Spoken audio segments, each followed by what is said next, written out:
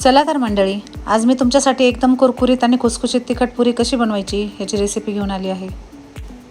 एकदाच ही तिखट पुरी बनवून ठेवल्यानंतर अगदी 5 ते 6 दिवस तुम्ही याचा आस्वाद घेऊ शकता. मुलांना टिफिनमध्ये देण्यासाठी त्याचबरोबर चटणीबरोबर खायला ही तिखट पुरी खूपच भारी लागते. बटाट्याच्या भाजीबरोबर खायला तर ही तिखट पुरी अगदी भन्नाट लागते.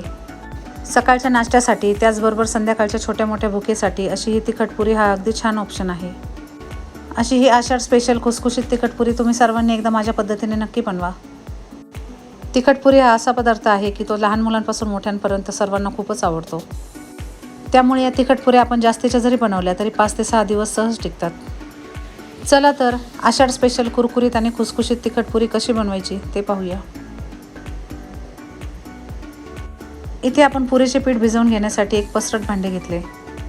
आता आपल्याला यामध्ये 1 वाटी गव्हाचे पीठ घालायचे आहे. 1 वाटी गव्हाच्या पिठासाठी आपण इथे पाव वाटी बेसन पीठ घेतले आहे.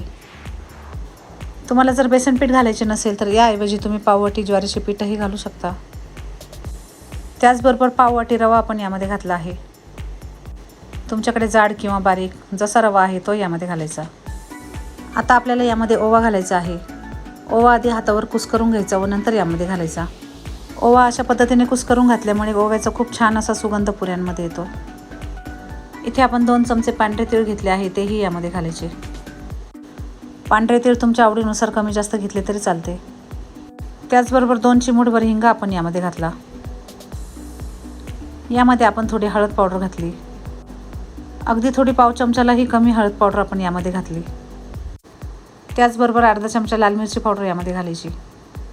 तुमच्याकडे जर लहान मुले असतील तर त्यांच्या आवडीनुसार तिखट तुम्ही कमी जास्त घालू शकता. त्याचबरोबर चवीनुसार मीठ यामध्ये घालायचे. इथे आपण थोडी बारीक चिरलेली कोथिंबीर घेतली, तीही यामध्ये घातली. 4 ते 5 पोहे खाण्याचे चमचे तेल आपण इथे कडकडीत गरम करून घेतले आहे, ते यामध्ये घालायचे.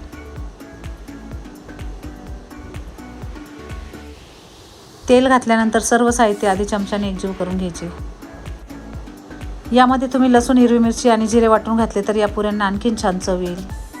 लहान मुलांसाठी या तिखट पुऱ्या मी बनवत आहे, त्यामुळे हे सर्व पदार्थ यामध्ये मी घातले नाही.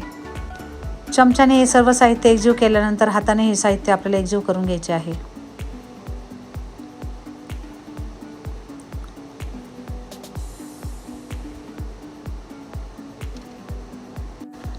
अशा पद्धतीने हाताने हे सर्व पीठ आपल्याला एकसारखे करून घ्यायचे आहे. सर्व साहित्य एकजीव झाल्यानंतर आता काय करायचे, अगदी थोडे थोडे पाणी घेऊन हे पीठ आपल्याला भिजवून घ्यायचे आहे. पीठ भिजवताना आधी अर्धा कप पाणी आपण यामध्ये घातले.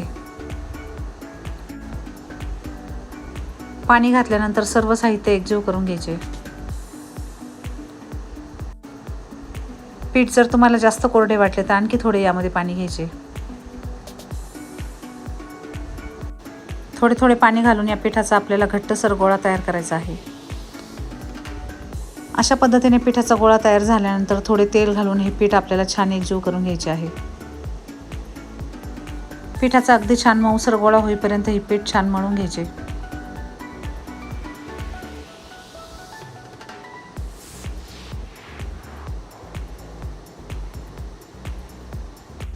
तुम्ही पाहू शकता तिखट पुरी बनवण्यासाठी अगदी परफेक्ट असे पीठ आपले तयार झाले आहे. एका भांड्यामध्ये हा पिठाचा गोळा ठेवून त्यावर झाकण ठेवायचे. अर्धा तास हे पीठ आपल्याला झाकून ठेवायचे आहे.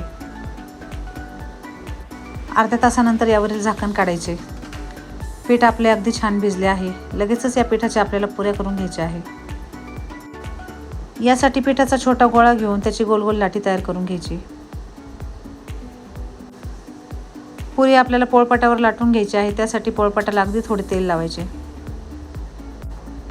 पीठ न लावता अगदी थोडे तेल लावून ही पुरी आपण लाटून घेणार आहोत.